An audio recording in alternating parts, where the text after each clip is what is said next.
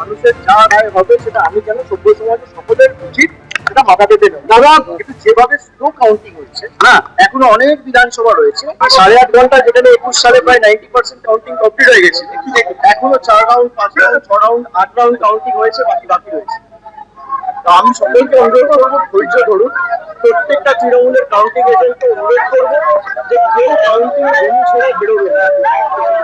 আপনি যে মহামান্য সাংসদ এরকম ভাবে চোর চোর স্লোগান দিচ্ছে,